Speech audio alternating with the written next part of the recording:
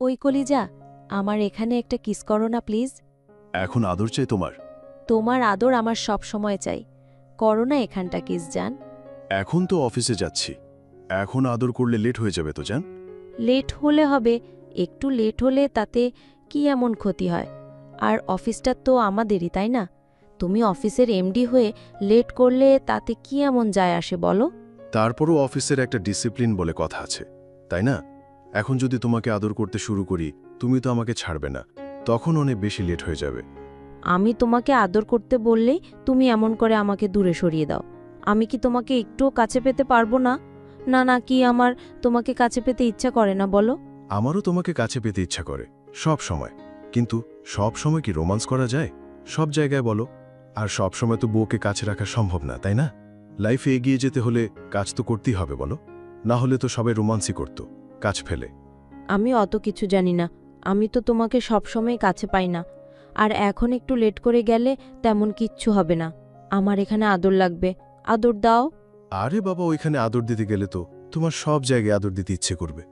দিতে হলে দিবে, আমি কি তোমাকে বারণ করেছি? আমি তো চাই তুমি আমাকে সবসময় আদর করো।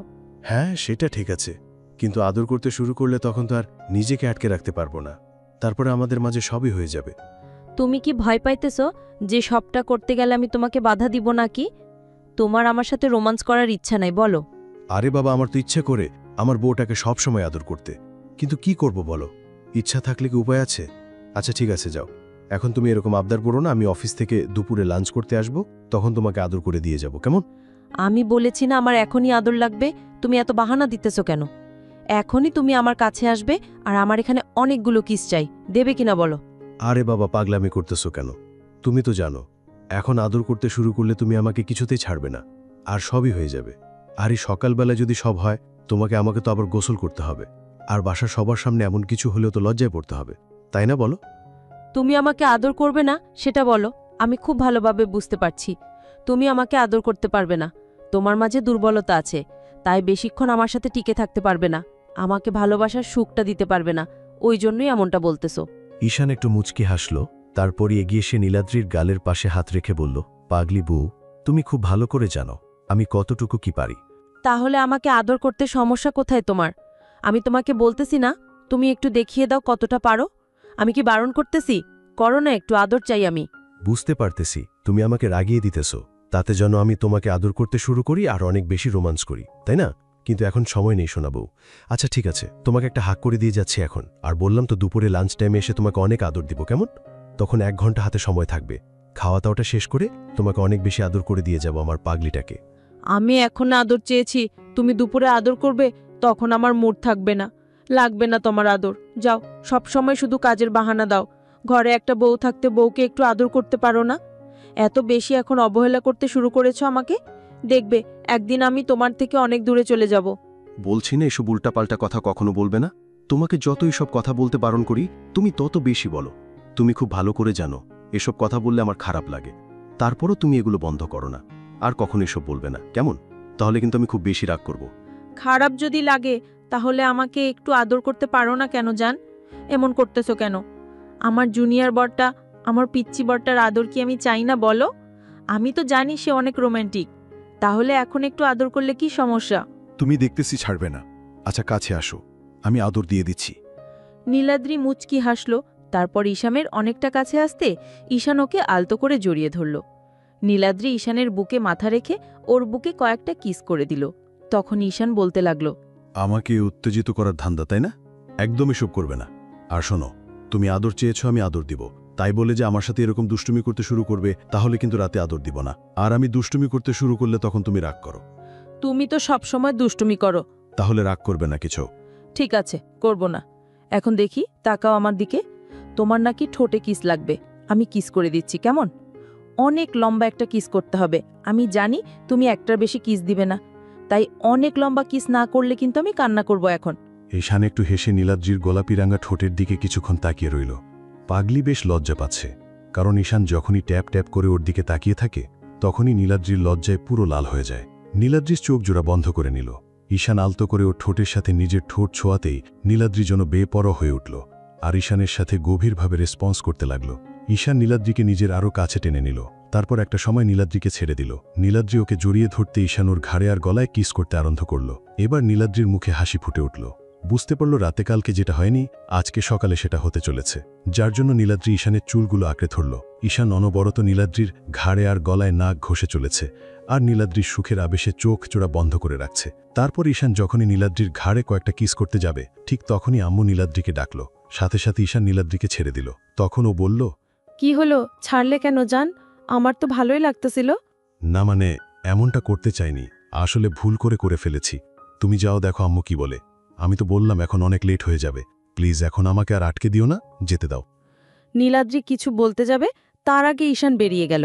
ও জানে নীলাদ্রি এখন ওকে আটকানোর চেষ্টা করবে, কারণ ঈশান যতবার ওর ঘাড়ে আর গলায় কিস করে দেয়, নীলাদ্রি অনেক বেশি উত্তেজিত হয়ে যায়।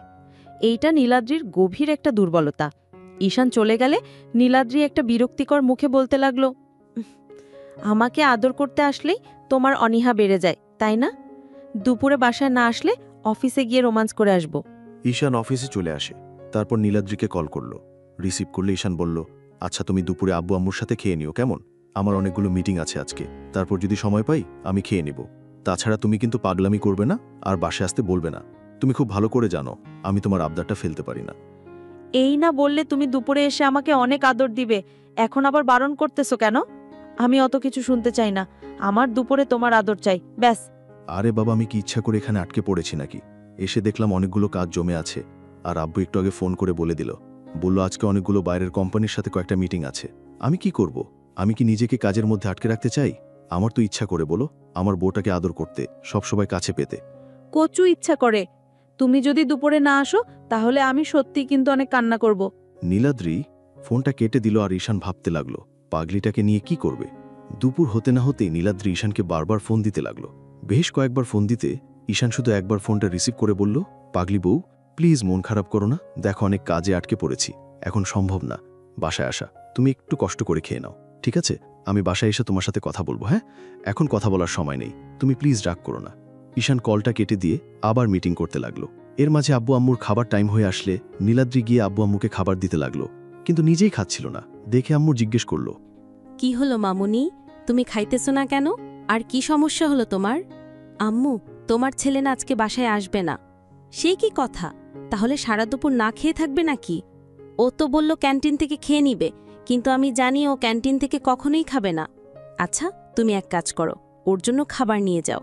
তুমি তো জানো ছেলেটা ক্যান্টিনে খাবারটা খেতে পারে না, ওর শরীরের সাথে ম্যাচ করে না। তুমি মন খারাপ করো না মামুনি, তুমি দুজনের খাবার নিয়ে যাও, ওইখানে গিয়ে দুজনে খেয়ে নিও, কেমন? নীলাদ্রি একটু মুচকি হাসল। আব্বু আর আম্মুর খাওয়া হলে নীলাদ্রি ড্রাইভারকে নিয়ে অফিসে চলে আসলো। শুনতে পেল ঈশান একটা মিটিংয়ে আছে, তার জন্য ২০ মিনিট অপেক্ষা করল। তারপর পিয়ন এসে যখনই বলল মিটিং শেষ হয়ে গেছে, নীলাদ্রি খুশি মনে খাবারগুলো নিয়ে ঈশানের কেবিনের দিকে যেতে লাগল। তারপর যখনই কেবিনের দরজা ঠেলে ভেতরে ঢুকতে যাবে, তখন যেটা দেখল সেটার জন্য নীলাদ্রি কখনোই প্রস্তুত ছিল না, কারণ ঈশান কেবিনের ভেতরে একটা মেয়েকে কিস করছে। এমন কিছু দেখে নীলাদ্রি অনেক বেশি অবাক হয়ে গেল। তারপর হুটহাট করে নীলাদ্রির হাত থেকে খাবারগুলো পুড়ে গেল। এমন কিছুর জন্য সবাই শব্দ পেয়ে ঈশান আর ওই মেয়েটা দরজার দিকে তাকালো, আর নীলাদ্রি তাড়াহড়া করে সেখান থেকে চলে যেতে গেলেই ঈশান ওকে স্পষ্ট দেখতে পেল। নীলাদ্রির দুই চোখ দিয়ে পানি পড়ছে শুধু। ঈশান বুঝতে পারল ঘটনাটা কি হয়েছে। ও তাড়াহড়া করে মেয়েটার কাছ থেকে ওকে সরে এসে বলতে লাগলো, এই যা, আমার পাগলিটা হয়তো আমাকে ভুল বুঝেছে, তোমাকে বারবার বলতেছিলাম দুষ্টুমি করো না, বলো তো এখন এই পাগলিটাকে কে বোঝাবে? কি হয়েছে আমাকে বলো। কি আর হবে, যে পাগলিটাকে এত ভালোবাসি ও আমার জন্য খাবার নিয়ে আসছিল, আর আমাদের এভাবে দেখে ফেলেছে, ভেবেছে আমরা কিস করতেছিলাম। তোমাকে বারবার বলতেছিলাম এরকম করো না, চোখে কিছু একটা ঢুকিয়ে এখন আমাকে তো বিপদে ফেললেই, আমার বউটাকেও রাগিয়ে দিলে। এখন কি করে রাগ ভাঙাবো জানটার? আচ্ছা, তুমি এক কাজ করো, তুমি আগে বাসায় যাও আর বইয়ের রাগ ভাঙানোর চেষ্টা করো, ওর সাথে কথা বলো, না হলে দেখা গেছে কান্নাকাটি করবে আর উল্টাপাল্টা কিছু করে বসতে পারে। তারপর হয়তো না খেয়ে আছে, তুমিও তো না খেয়ে আছো, গিয়ে রাগটা ভাঙাও। যদি বুঝতে পারো যে বিশ্বাস করছে না, আমাকে কল করো, আমি গিয়ে ওর সাথে কথা বলবো, কেমন? ঈশান একটু মুচকি হেসে তাড়াহুড়া করে বাসায় চলে আসলো। তারপর বাসায় গিয়ে নীলাদ্রিকে ডাকতে লাগলো।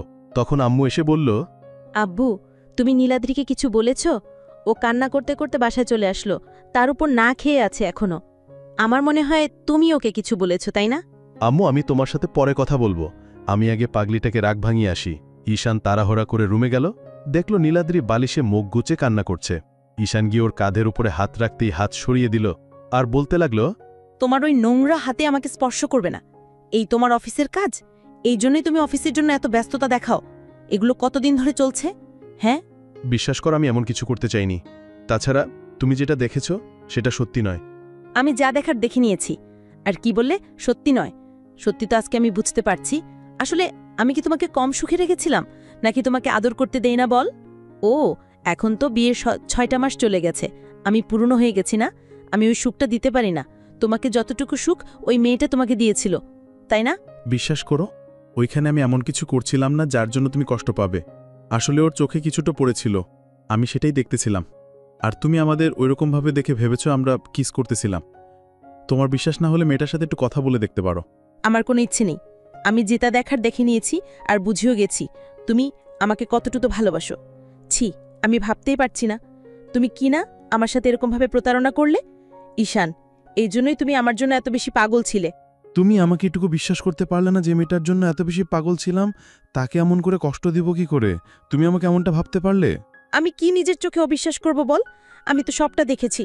আর তুমি এমন করে বলতেছো, যার জন্য এখন আমার আর বিশ্বাসই হচ্ছে না যে তুমি আমাকে ভালোবাসো। আমি বুঝতে পেরেছি, সকালে এই জন্যই তুমি আমাকে দূরে সরিয়ে দিয়েছিলে, তাই তো? ও, ওটা তোমার গার্লফ্রেন্ড। বিয়ের পরেও অন্য কারোর সাথে সম্পর্কে জড়ানো পরকীয়ার সমান। আর তুমি সেটা বুঝতে পারলে না, এমন করে কষ্ট দিলে আমাকে। আমি আজকে ডাসে চলে যাব। ঈশান অনেকক্ষণ যাবৎ নীলাদ্রিকে বোঝানোর চেষ্টা করল। তারপর যখন বুঝতে পারছিল না, তখন ঈশান ওর ফ্রেন্ড মায়াকে ফোন করে বাসায় আনল। আর তখনকার সিসিটিভি ফুটেজটা নীলাদ্রিকে দেখালো। সব দেখার পর নীলাদ্রি চুপ করে রইল। তখন ঈশান একটা হাসি দিয়ে বলল, চোখের দেখা সবসময় ঠিক হয় না। তুমি আমাকে এইটুকু বিশ্বাস করো, আমি তো তোমাকে ভালোবেসে বিয়ে করেছিলাম। তুমি আমার থেকে সিনিয়র, তারপরও তোমার জন্য এত বেশি পাগলামি করছি।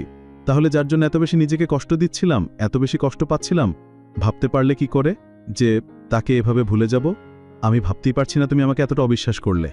ঈশান কথাগুলো বলে বেলকনিতে চলে গেল। তখন নীলাদ্রি বুঝতে পারল কি একটা ভুল করে ফেলেছে। ও তাড়াহুড়া করে ব্যালকনিতে গিয়ে ঈশানের পাশে দাঁড়ালো। তারপর ওর সাথে কথা বলার চেষ্টা করলেই ঈশান সেখান থেকে চলে যেতে গেলেই নীলাদ্রি কান্না করে দিয়ে ওকে জড়িয়ে ধরল আর বলতে লাগল, বাবু, আমি অন্যায় করেছি, ভুল করে ফেলেছি, মাফ করে দাও আমাকে। দেখো, আর কখনো এরকমটা হবে না। আমি বুঝতে পারিনি তুমি এমনটা করতে পারো না। একটু তাকাও আমার দিকে। আমি কখনো তোমাকে অবিশ্বাস করব না। আমি কষ্ট এই জন্য পাইনি যে তুমি আমাকে ভুল বুঝছো, কিন্তু কষ্ট এই জন্যই পেয়েছি যে তোমার বিশ্বাস এটুকু আমার উপর নেই যে আমি তোমাকে ছাড়া অন্য কারোর সাথে নিজেকে জড়িয়ে ফেলতে পারি। আর কখনো এরকম করব না। প্লিজ একটাবার মাফ করে দাও। আমি অন্যায় করেছি, তার জন্য শাস্তি দাও। তারপরও নিজে কষ্ট পেও না, আমার খুব কষ্ট হবে। নীলাদ্রি অনেকক্ষণ যাবৎ কান্না করল। তখন ঈশান ওর দিকে ঘুরিয়ে তারপর জড়িয়ে ধরল। নীলাদ্রি কান্না থামাতেই পারছে না, তাই ঈশান বলল, এবার কান্না থামাও। কষ্ট অনেক পেয়েছ আর আমাকেও দিয়েছ, এখন কান্না করতে হবে না। কান্না থামাতে পারি, কিন্তু আমাকে এখনই অনেক আদর করতে হবে। সকাল থেকে আদর করছো, দেখব এখন কতটা আদর নিতে পারো। আজকে সারাদিন আর তোমাকে ছাড়তেছি না। ঈশানের কথাতে নীলাদ্রি লজ্জা পেয়ে গেল। তখন ঈশান ওকে কোলে উঠিয়ে নিয়ে রুমের দিকে চলে গেল। আর বাকিটা ইতিহাস হবে। তো ভালো থাকো ভালোবাসা। বন্ধুরা, আজকের গল্পটি এখানেই শেষ করছি। গল্পে কোনো ভুল ত্রুটি হয়ে থাকলে ক্ষমা করে দেবেন। গল্পটি কেমন লাগলো জানাতে ভুলবেন না। আরও রোম্যান্টিক গল্প শুনতে চাইলে ভিডিওটি লাইক, শেয়ার এবং চ্যানেলটি সাবস্ক্রাইব করতে ভুলবেন না। ধন্যবাদ।